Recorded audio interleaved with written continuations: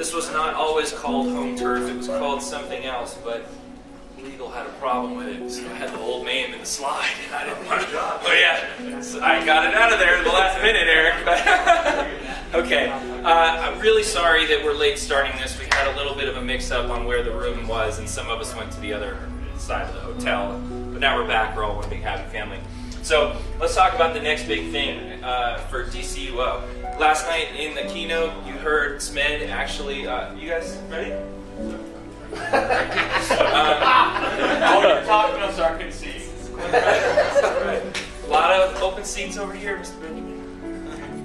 Okay. All right. Anyway, so you heard last night that our next DLC is called Home Turf. So this isn't anything other than a explanation of what's going to be in that. This isn't a new big thing that we're talking about here. It's all part of DLC 6. So Home Turf. What does this bring to DCUO? We're adding player layers to the game. You're going to be able to have your own place to hang your cape, but it is going to be so much more than that.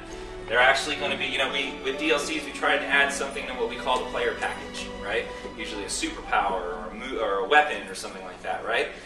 In this one, it's actually going to be something that's universal to all characters. The layers themselves have abilities that you'll be able to harness and bring to bear in battle, okay?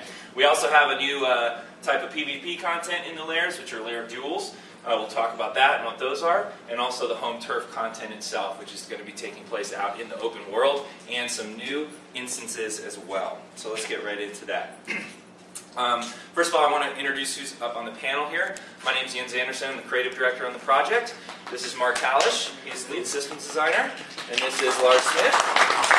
He is the lead gameplay engineer. And these guys have been instrumental in making what we're talking about today happen. Along with the rest of the team, they've been working really hard to bring layers to you players, okay? So let's talk about what each of these things are in order. Let's talk about player layers here, okay?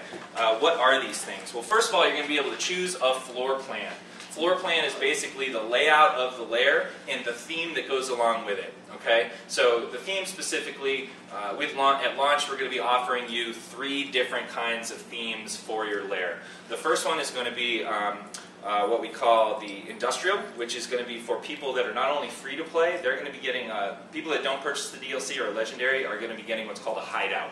It's a very limited lair. It's not really a full lair. It doesn't have all of the bells and whistles. You can't partake in the lair duels, for instance, if you have a hideout. But once you actually purchase the DLC or your legendary and you have it automatically, you're going to be automatically up into the lair category for your player house. Okay? So when you choose your floor plan, you're going to be able to decide whether or not you want that sort of default freebie industrial, which is kind of cool regardless, especially when it's in the lair, not in the hideout, right?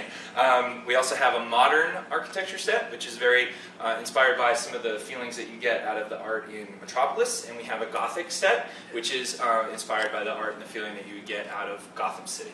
Okay? Those are the layers that we're going to be offering, the floor plans we're going to be offering with the DLC.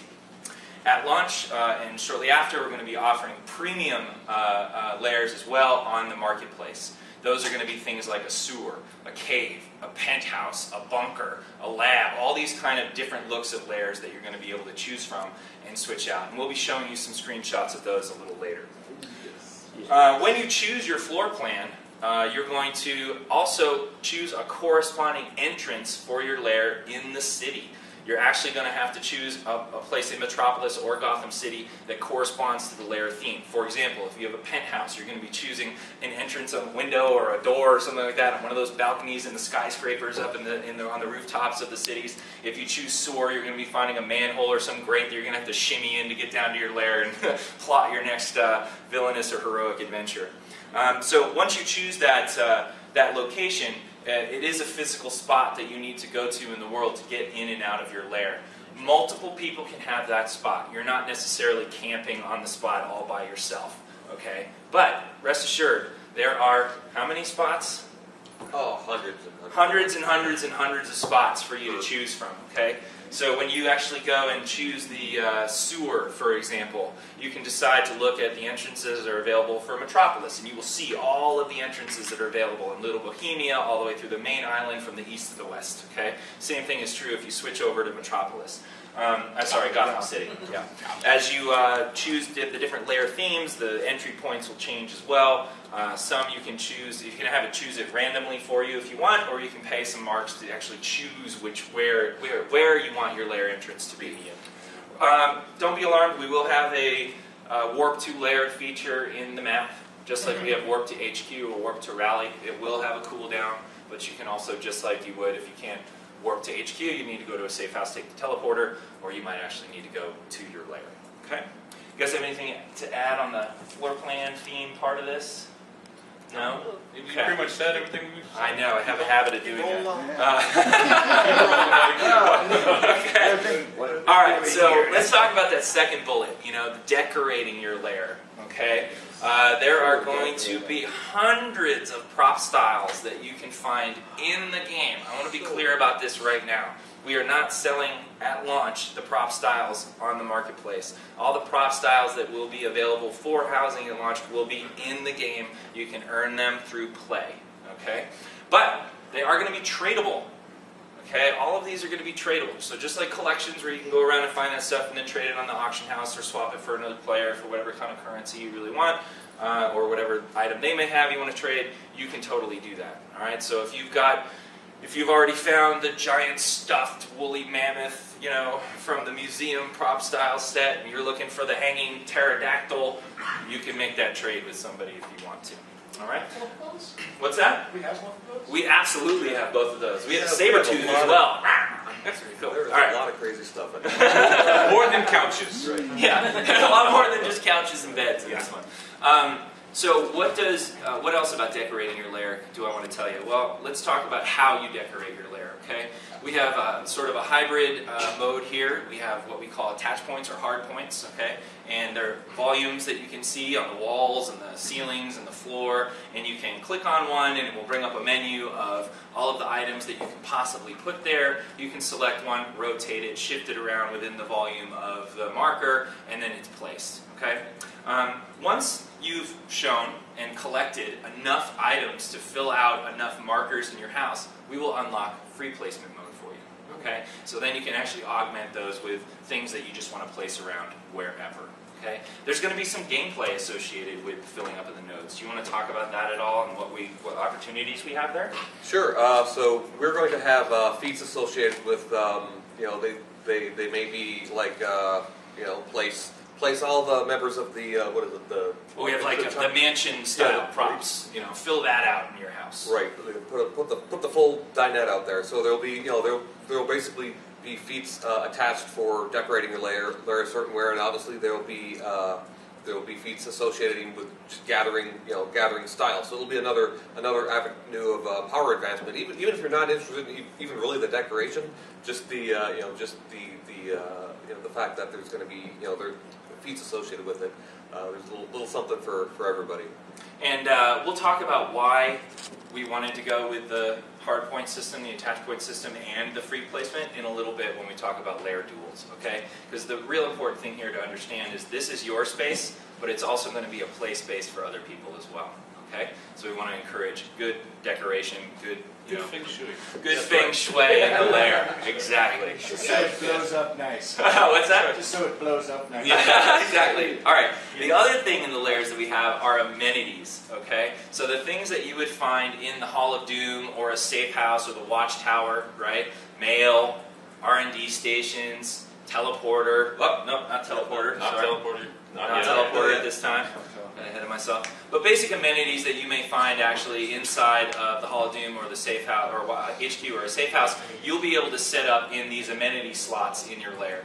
Amenities are attached to the generator. The generator of your lair is basically what powers everything, including your mainframe and your the amenities that you have in here. So the more power you have in your generator, and the more you upkeep that, the more amenities that you can have running at any given time. All right. Hideouts have way fewer amenities than lairs do. That's what makes the difference between a hideout and a lair. Just way more options. Yeah. Are there themed generators so sorcery characters can have a magic battery as opposed to the big tech? Yeah, that's a great question. Well, kind of.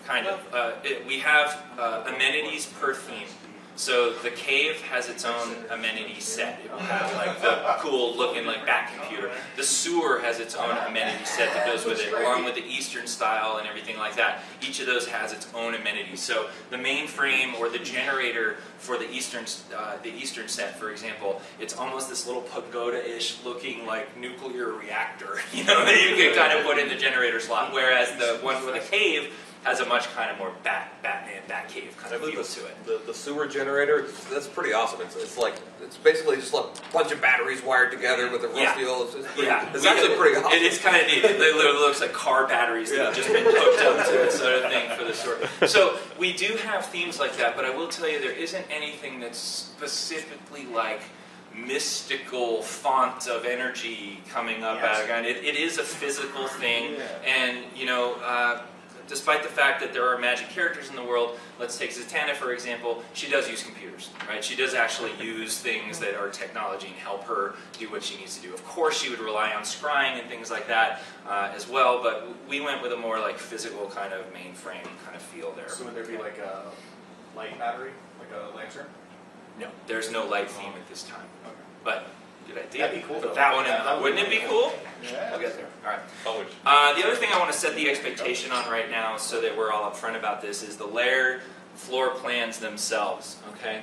The theme changes what the walls look like, from cave to sewer and all this kind of stuff. There's different lighting. There's we're gonna have different sounds that bring the atmosphere to life. And as I said, all the amenities that are associated with these are also themed to the lair. Once you have multiple lairs, feel free to mix and match amenities. If you want the car battery generator in your, cave, you can totally do that. If you own if you've already collected and own the different lair amenities, you can mix and match.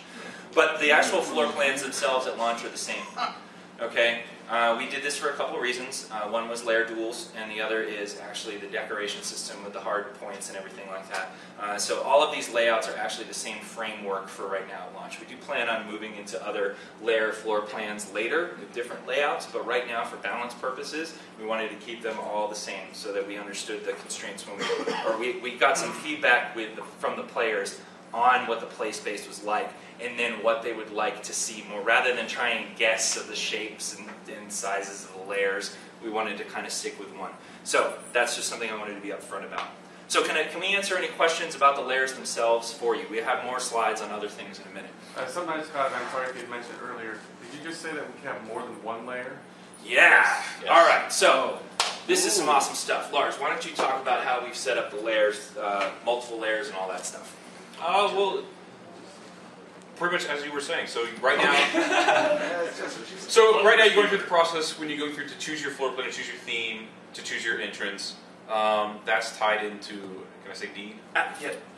We can say it in this. Yes. There is a mechanic we have right now. The final editorial pass hasn't happened in terms of what these things will be called. So you might hear some terms today that could change between the final release. But right now we're calling them deeds. So go ahead. Well, it's basically a house slot. So this lets me place one house in the world.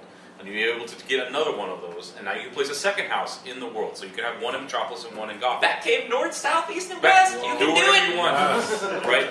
So, and you can do that, and you can mix and match. You can have them all be caves and all be Batcaves. You can have multiple penthouses. You can have a penthouse in uptown and a sewer downtown. It's totally up to you. That's the dual identity. Yeah, exactly. There you go.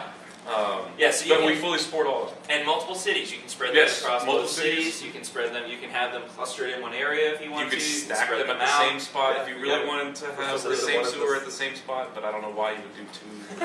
But we do support a lot of that. This is the west wing of my downtown sewer. Yes. It looks very much like the east wing of my downtown sewer. And also the other thing to note too is that, so imagine your sort of deed screen or how many houses you have. You can have one slot for your your first layer. Then you can add additional deeds to have multiple layers. Those once you have that, you can certainly change your cave to a penthouse if you want to. You can actually take that same layer spot and switch it to whatever theme you want. Now that will cause you to change your location. Right? We're not going to let you have a sewer when you're entering in the top of the skyscraper. So we do make you change your location at that point. But you can have multiple layers and you can run multiple themes. Those are Do you want to talk about mainframe across those as well, or Hallish, do you? Sure. So we've been saying generator, we've been saying mainframe.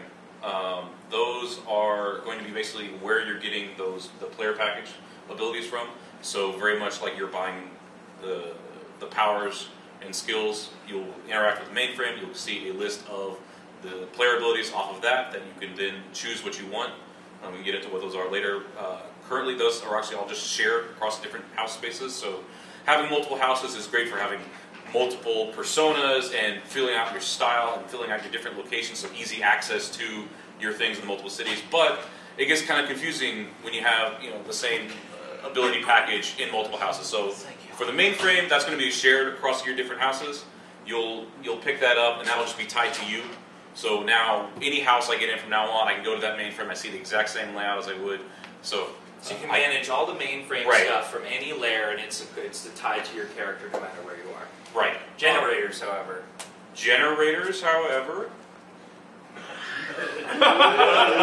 having an impromptu design meeting? Not And generators function as, sorry, I said that.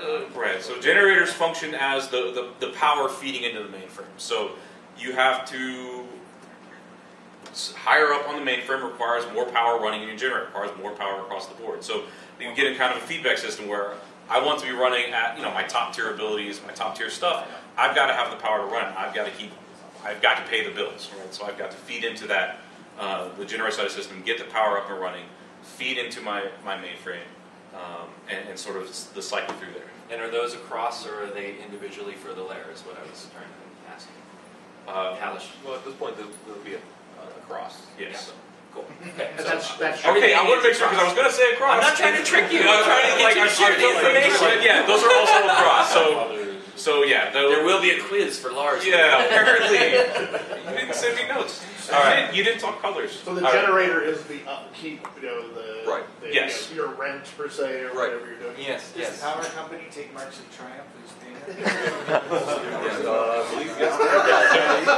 Initially, honestly, we were going to just do cash, but obviously there's some disparity between the servers on cash, so we avoided that, and we're looking into another currency right now and what we're going to put there. I don't want to say which one it's going to be right now, but it's probably not. Sorry, it is not going to be cash. It looks like at this point. That's going to be something else. Really good. Okay. All right, let's move on to the next slide here. We also have layer abilities, as Lars was starting to touch on here. All right, what is a layer ability? Previous DLCs actually had, we would release a new superpower, right, to the player package. And that was relevant to people that were really into Green Lantern, for example, right? Or they wanted the electric powers, or they wanted the Earth. And it would cause people to have to do one of two things, which there's nothing wrong with, right? Respecking their character to the other power, or also leveling up an alt so that they could take advantage of having their original character and they wanted to experience this one. So that's appealing to some, not appealing to others, right? We also had weapons coming into the game.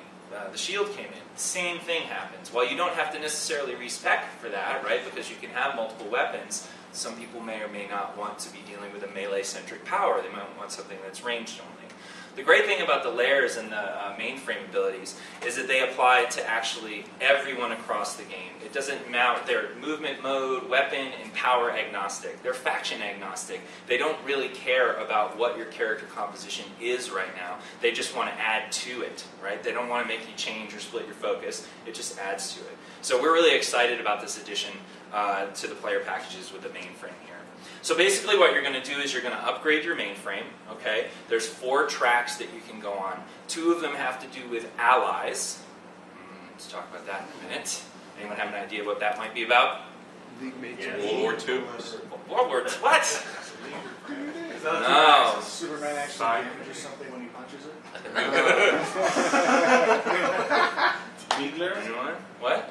No? Allies? I heard the right answer. You did? Yeah. From who? John. Oh, John, what is it? I was guessing sidekick. Yeah, something along the lines of sidekicks, maybe some henchmen or something Maybe like that. All right, so there's a couple of power trees that you can upgrade in the mainframe that will allow you to have allies being called into the game. Okay. We also have another one. Who's familiar with Brother Eye? All right, so Batman's satellite, spy satellite in the sky, right? He can coordinate with it, gives him information. you're going to be able to have your own one of those as well, thanks to the layer. You'll be able to call in supply drops, call in like orbital strikes, things like that. So there's things that have to do with your technology as well, right, or your resources there that will actually allow you to wield them in combat or use them as support powers. Maybe you can drop in like a supply drop, healing, or something like that, right? You want to talk a little bit about some of the things we're doing there? Yeah, so we Jen's was talking about orbital strikes and supply drops. That's pretty much your own brother eye in the sky, right? So it's like you're literally like calling in a big kind of orbital strike against whoever happens to be unfortunate enough to be there. Woe be to that Woe be to that person. And then likewise the supply drops. The allies we've talked about, those are pretty cool. So basically. So we have characters like Two-Face and Joker. If you've ever played Legends, they're like calling up their posse. You'll be able to do that with You like that one? The name is TBD. We were calling them sidekicks and henchmen, but and we've some changed. baggage there with those. So we're calling Actually, let me talk about that really quick, if you Sure. don't mind. The reason we didn't want to go with sidekicks and henchmen as terms right now is because of the connotations they have. Some people actually have trouble thinking of a villain with a sidekick. It's really kind of a heroic term. I put Joker and Harley up there, so it's there, but it is definitely something that's ingrained that might not feel heroic or feel villainous. Likewise with henchmen. Usually that's sort of a gang thing you see with like people like Mr. Freeze or Two-Face or Penguin or something like that. It doesn't always fit into the heroic side of things. So we're trying to remove some of the terms that might make that feel lopsided toward one or the other and allow both sides to have those kind of things. Right. So we're tentatively calling them allies and followers, but we're probably not going to call them that either because there's some problems because we're already calling other people in your group allies. So probably won't call them that either. Anyway, you said up front, editorial issues aside. So you have you can call in your posse. If that's calling your posse, then I guess what we were calling sidekicks and now calling ally would be more like calling a pinch hitter. So these guys will be like essentially calling in your own personal. Well, depending on the level of this guy, right? So on one end you might get more of a Robin guy.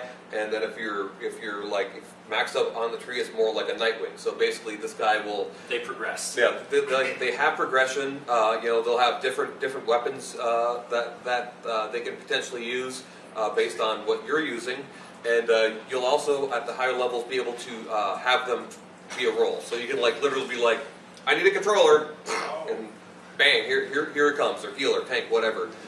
So they're pretty cool. Now, one thing I want to say about these, we're calling another reason we didn't want to call them sidekick is because that really does denote kind of a permanent presence for them alongside you. As you know, that would cause a lot of problems for insert raid situations if everybody's calling up their henchmen and their sidekick and all this kind of stuff, right? We have perf issues that we have to deal with here. That's a reality for us. So these are more fire and forget kind of abilities, okay? Typically when you get pets in our game, they're like one-bone guys that kind of follow you around and float around. The other thing, too, is that we want to make sure, we have a lot of flyers in our game, right? And somebody might not want necessarily one type of sidekick that has a movement mode that's counter to what they are, and it's hard for them to keep up with you and stuff like that. So these are more fire and forget, like kind of nuclear strikes, like he says, kind of like pinch hitters. Your sidekick will come in for a little while, he'll do a flurry of whatever it is you're asking him to kind of come in and do, depending on the communicator you use to call him in, right? These aren't tray abilities on your powers. They will not mess with your rotation for fire or ice or nature or anything like that. These are actually communicators that you'll be using to contact a satellite, to contact your follower or your ally, right? And then they will come in and do their thing. So these are more like trinkets that you get to load out on the utility belt. All right, and they come in, they do their thing, and then they resolve. Much like the legend characters guys do as well. They will eventually go away. Okay, so that's an important distinction I wanted to make. So do we? Yeah, go ahead. Sorry. Yeah, and then we also have the research mods. Yes. Right. So these are pretty awesome. So we're actually introducing a new slot that's going to be on all armors. Basically, it'll be a new type of slot specific mod that will do things you haven't seen before, more than just stats. Basically, they'll be doing some pretty crazy stuff it'll be another way to help tweak your build. So these are also they're temporary, and that's basically for the reason that you may actually today I might want this particular set of mods, because they're going to do a lot of different varied stuff, even to the point of like changing up the way your powers work. So this is it's almost like a different secondary type of advancement. Almost think of it like sorts of things a skill tree might do. So you might want to have this setup for this situation and another setup for this another situation, and you'll probably even want to have different setups for like if you have PvP gear and your damage gear. If you play 2 roles a lot, if you're a healer sometimes, damage other times, you're going to want to have different setups for these. So those are actually pretty exciting as well. So there you have it. That's pretty much the home turf layer ability stuff off the mainframe. Okay. Any questions on that section right now? Yeah. He was just Nice glove, buddy. Thanks, dude. Is it going to be the exhibits that we got stored in the bank that we use for these new mods? Is there any kind of heads up you can give us? These actually won't be crafted. You'll basically just have essentially a dispenser. You'll just get them. So yep. So basically, if you have basically based on the rank, so each of these are within the mainframe itself. They're a skill tree, right? So depending on where you are and where you chose to advance will determine what level of what the potency of each of these things are, right? So if you're maxed out in research, you will have access to the full range of those mods. If you have the maxed out henchman, you'll be able to call out the maxed out henchman. So it's they're not actually things you'll craft. All right. Anybody who wears a Batman glove to my one of my raffle tickets. Here you go. That's awesome. Anybody else have anything So on special to every underwear that they want to share with me right now? No I'll see you underwear. later tonight. All right. And you keep your kilt down. We're going to get Superman. All right. All we need in the game still. Yeah. Kilt? Yes. Yeah. That'd be awesome. That'd be great. All right, let's go on to our next bullet that we talked about. Lair duels. Yeah. What do you guys think this is all about? It's PvP. No extra raffle ticket for the mask. Look, he's up in the ante.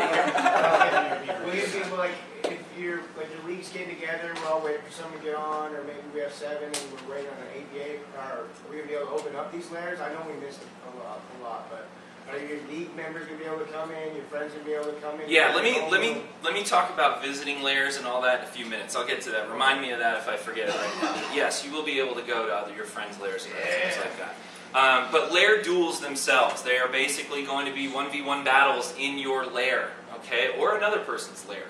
And this is why it was important to us to really take care with the whole decorating system and incentivize that in some way in game. A lot of times, people will just kind of throw their stuff in the corner of their house. They don't really care about, placing things out. It starts looking like an episode of Storage Wars or something like that, right? Hoarders. What's that? Hoarders. Hoarders buried alive. Yeah. So basically, the Lair Battle or the Lair duels will allow you to queue up and go in a 1v1 PvP battle in someone else's lair or your own.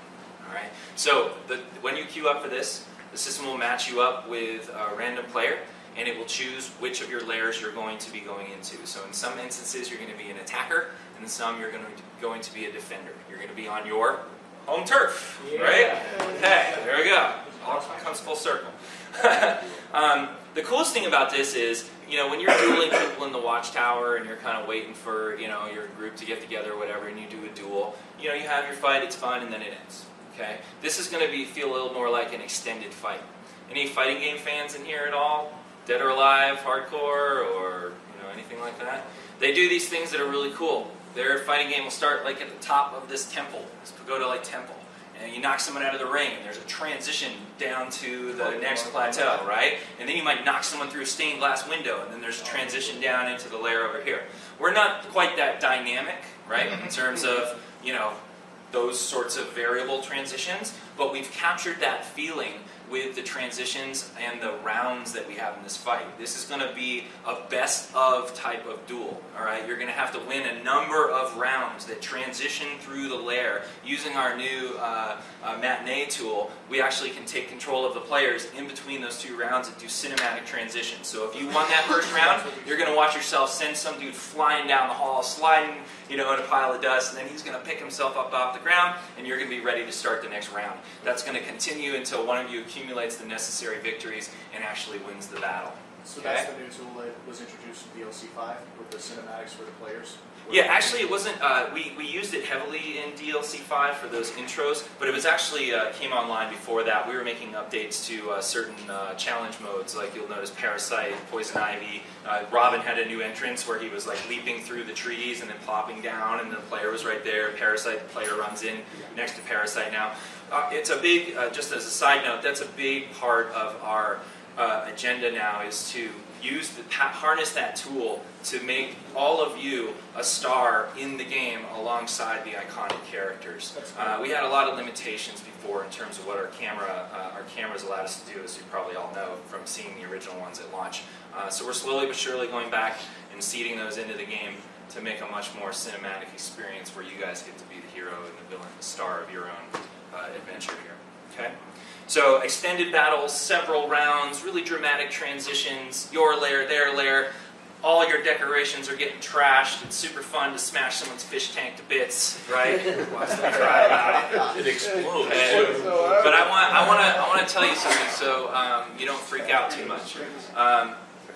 At the end of the battle, when you return to your lair, everything will be there. There's no super janitor action going on, sweeping up the mess and putting the stuff back down. It'll repopulate for you. I'm sure, like Batman, you have some kind of invisible, androids that come in and fix all that stuff. Superman the fish back Estonian butler. Yeah, just imagine the Alfred that comes in when when you're off screen. Yeah, Alfred also restocks your soda machine. Yeah. Why the soda machine's never out. So there you go. That's basically the Lair battles here, and we're looking at this as sort of the starting point, for further Lair content as well, PvP and PvE. But right now we're doing this DLC is very much a solo-focused DLC. All right, and we'll get to why some of that is and our drive for that in the next slide as well. Can I answer any questions, or can we answer any questions about Lair duels? Not Lair duels. Going back a step. So the lairs themselves are bound to the character and not to the actual account. Correct. Yeah. And the lair battles are the objects that you're able to purchase, like you were find in open world. Will they have any interaction besides being able to be destroyed? Like, can you pick up the pool table and throw it at somebody? It's a good question. Initially, right now, everything's basically everything's gonna be like what we call a poof object, which means they'll just be destructible. We talked a little bit about that, but then we were a little worried about obviously balance issues, and there's also potential griefing potential, right? You're like, hey, you know what I'm going to do? You got to break. People would know, like, hey, sometimes you start here, so what I'm going to do is I'm going to put desks. I'm just going to line the thing with couches, so the guy is going to be stuck, or like crazy stuff like that. So we had to basically we just line it with couches. Yeah, exactly. We knew the fort mentality would kick in really quickly. Very much. Yeah. Is there any way you'll be able to set defenses? That was in our initial spec, not right now. Like I said, we're using this as a springboard for future content. I think when we were thinking about that, we're looking at that more of a PvE branch that we would explore. Also, because if you really think about it, since you're fighting in someone else's lair, that creates a disadvantage for the attacker, which we would then have to figure out how to overcome. Because all of a sudden, it would be so much worse than making the furniture forts, right? It would be like, hey, here's a furniture fort. When you get on the other side of it, my turret shoots you in the face. we gotta watch out for that kind of stuff. Yeah. In regards to getting new lair styles on the marketplace, are those going to be account bound or individual? Actually, what did we decide on that? I think those. I can't remember. I think those were account bound. Those were account bound. The deeds that open up the slots on the character are character bound. But when you buy the cave on the marketplace, that's across character. Well, it's across character because you'll be able to claim it across character, right? But you'll have to bring it in. You'll have to collect it. Correct. Well, but in the cave thing, you get a cave object. You'll be able, once you do it on the marketplace, you'll be able to claim that cave object on all of your characters. And then you'll still have to go through the process of saying, my character has access to cave. That's why we separated out the concept of deed and theme. Yeah. The other question in regards to that, have you guys contemplated using any of the seasonal decorations? So for Christmas, for Halloween, for spring, that kind of stuff. There are literally Close to 1,000. Close to 1,000 items on my cork board right now. Just in to my start. office. Okay? As a start. Just to start. Okay. All of those aren't going to be included in launch, but there are stacks of those that are seasonal. Okay. Those will probably be dropping during the seasonal event. But yes, they are targeted to be included. Let me get to this gentleman. Yeah. Yes, you lad. Speak up. Along the line of the various items that you can put in your layer, I know Mark mentioned that there's going to be some feats associated with them stuff. Just how rare are some of the drops going to be? Because there are some feats. I mean, I've got 155 skill points. I'm trying to finish these last couple of feats, but in our entire league across 3,000 FOS raids, we don't even have a full set of Avatar Infiltrator between everybody combined, for example. Some things are just too rare to even, you put a feat on it and it just frustrates people. So are things actually going to be attainable, and are the feats going to be, or are they going to be the sort of thing where you're praying for a 1% drop on a 1% drop or something? Let me tackle one of them and then turn it over to you. Sure. The first being, I'd like you to talk about the sort of rarity and on the drop rate and all that kind of stuff. But as far as are they going to be attainable, I just want to say these are tradable. Okay, so there's a secondary market for you guys to create all on your own to be able to trade these things back and forth. There are rare items. Those rare items might be linked to other common items that the whole set might have a feat to. But there's a way for you to all control that without having to feel like I have to get the drop, right? Okay. Right. So kind of more or less springboarding off of what Jens just said. Obviously, they're going to be rare. Very rare items. Well, that's hard to say. I love that. He does that once a show. Once a show. Just once a year at SOE Live. Okay, go ahead. So anyhow, yes, there's going to be rare things, but as Jens also mentioned, you'll be able to, at very worst, if you never get the drop, you can look for this on the Opta broker. Right, and likewise, if you happen to get a second one of these, you can be like up there and basically charging what the market will bear for it. As far as the feats themselves, obviously we're gonna put in a range of stuff, right? That's what we usually do. There's going to be the relatively easy to do complete feats, and there's going to be the more difficult ones. Those are your 50 pointers. So. I mean, there's going to be the range of you can't finish. Yeah. Well, I mean, these are things. Like I said, start threads, send us feedback, write angry emails. No. Okay. I know. Don't do that. Emails. All right. I'm going to press on really quick, and when we have time at the end for a few more questions, we did get a little bit of a late start there, and I got to get to this last slide. So, the last pillar we had talked about, home turf content. Okay?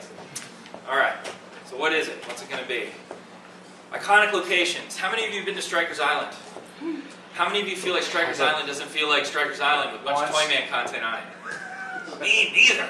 Okay, so that content got moved. It's still available to you. You can queue for it. There is a version of Strikers Island that's a lot like Central City with kind of white borders around it. You can go do the Toyman content to your heart's content with other people in there. Alright? But Strikers Island is a clean slate right now because we're putting it into the home turf content. All right, Arkham Asylum, Ace Chemicals. They at launch they had a spattering of NPCs that reflected the stuff that was going on inside. With Tio Maro and Ace, and with Scarecrow, Ice, Mr. Freeze, and Poison Ivy and Arkham Asylum. But there was no content there. Right? There's a bunch of dudes walking around. There's no purpose to it. Okay. So we've changed that. We have given it purpose. All right, there are new missions at each of these locations that have to do with the storylines that are going on inside of the iconic locations, and DLC 6 Home Turf actually pushes those stories to the next level with a cool narrative between Steel and Tio Maro. Okay, those two are kind of battling it out. We can explain that in a minute. So what you're going to see, you're going to go to Arkham Asylum, Strikers Island, Ace Chemicals, and Steelworks, which previously had no content in it except for Starfire, right, running around in there. It has content. Steel has a presence in Metropolis now in the open world, which is really cool. All right. So all of these areas have different storylines you can explore, different content that you can do. Again, it's solo content, but it's open world, right? There's daily missions that you can do. This is the kind of thing that's going to allow you to go out and have an activity while you're waiting for your queue to pop, or you're waiting for your group to get together. You don't have to be afraid about going and starting a piece of content that's in an instance and you're going to lose your progress on. Okay? You're going to be able to just go out into the open world and be doing some activities that you can pick up and leave at a moment's notice and come back to. All right? And with our queuing system, it's cool. It'll put you right back to where you started and you can pick up right where you left off. That's not true if you're in a challenge mode. It doesn't put you back into the challenge mode where you left off, right? It puts you outside of it. So that was a really important thing for us. So 2 open world missions out of 20 possible in that area. There's also bounties for the opposing faction. So each area is linked to hero and villain. Okay, so Arkham Asylum is a villain area. Ace Chemicals is for heroes. Okay, Strikers Island is for villains. Steelworks is for heroes. The primary content with the daily missions is faction. What's that? Flip that. Oh, sorry. Did I get that backwards? Still works with villains and Gotcha. Strikers heroes. Okay, gotcha. Sorry about that. I thought that's what I said. Anyway, okay, so you'll be able to do those missions, but the opposing faction will have some bounties in those areas that they need to do. So there will be a little mixing up of PvP as there's a little cross-pollination between those areas. But primarily they're faction-based, okay? Each of those areas also has an unlockable instance for you. Okay, once you complete that daily, you'll be able to go into the instance and partake in a solo boss fight. You're going to be fighting different iconic characters. There's a lot of randomness involved in these fights, and a lot of tactics, a lot of player choice, and things to sort of discover in the fights and like that. But you'll be going inside Arkham Asylum, all right, and fighting in there. You'll be going inside Strikers Island in one of the cell blocks in there, having an adventure.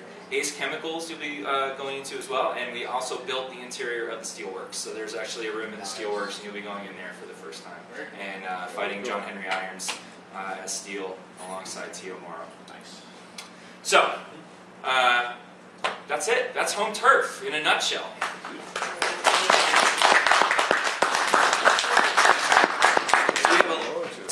Tiny bit of time here left. If anybody has the last couple of... Do you guys think this is cool? Yeah. Yes. Does it seem cool? Yes. All right, go tell people on the forums. No, seriously, go tell people on the forums. Already done. All right, there you go. No, there's a lot of misconception at the high-level post in terms of what this is, and you guys are now the information holders on exactly what this DLC has to offer. Okay, and it does have a lot to offer. This is just really about what we've talked about right now is the overall structure of this DLC. We haven't even gotten into the specifics of how many items, how many items there are for your lair, what styles those are, the different types of weapons and style appearances that you're going to get, the collections that are available as well. There's so much more we haven't talked about. Okay. And I don't want to mislead because people will ask, well, they're going to announce the raid attached with it next. No, there's no raid. This is solo content. Okay?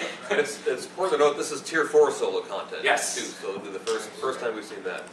There you go. So we have some more stuff for you to do in Tier 4 where you don't need 8 people or 4 people to do it, which is good.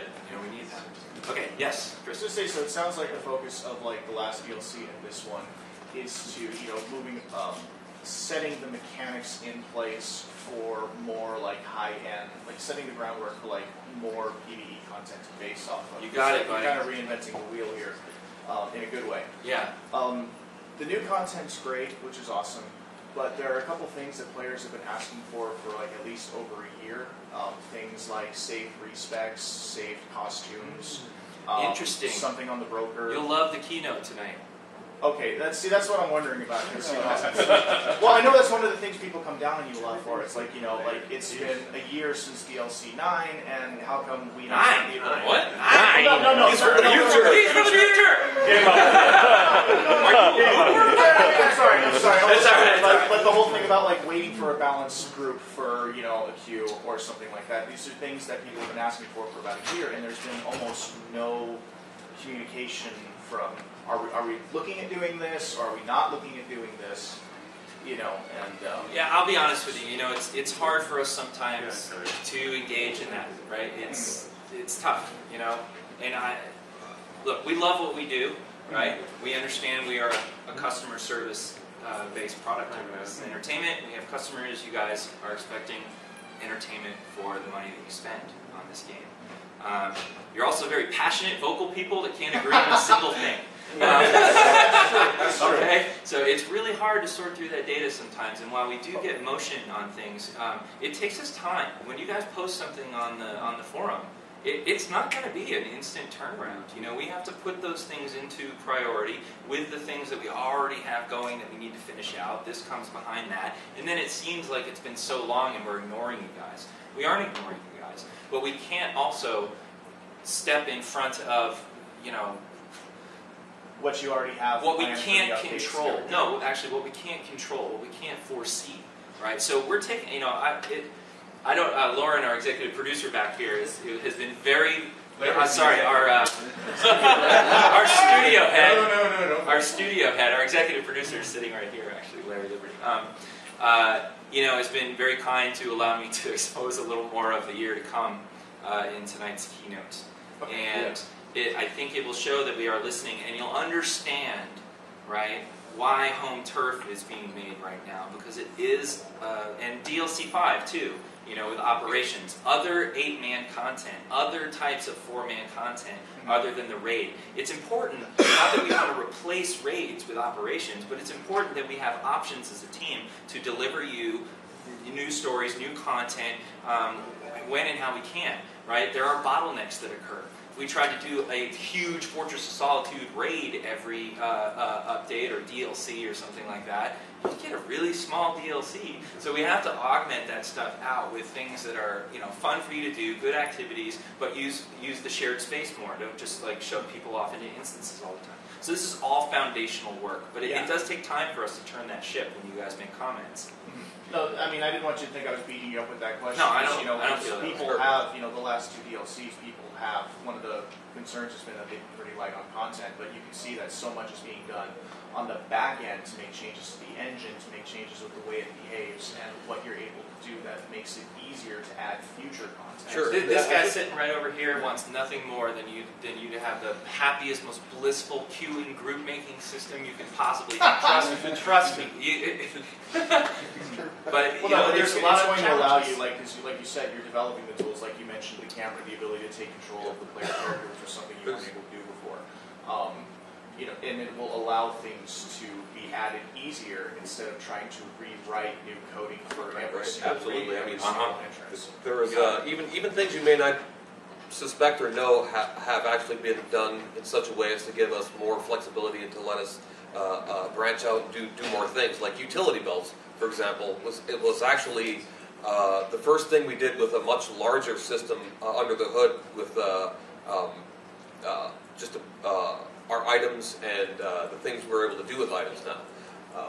That was all Lars, basically. Well, and that's the same thing we talked about with the ability stuff. Yeah, you do the crazy things and you do them in such a way that I can just, here, Hallis, here's how you make this, you know, specific thing out of a much larger system. And then he comes back in the next DLC and talks about all the crazy stuff he's doing. And I never thought of it. And I go, okay. I like the Halloween event from last year where you promised something One big, last but question. we don't have anything. Okay. One last question, and then we gotta wrap it up. Yeah. Collections, investigations, and briefings, will we have them in the new DLC? Yeah, there are. Yes. There are. Absolutely. There absolutely are. That was All a right. question that All popped right. up, so There I'm you making go. sure. All right, thank you so much, guys. Appreciate it.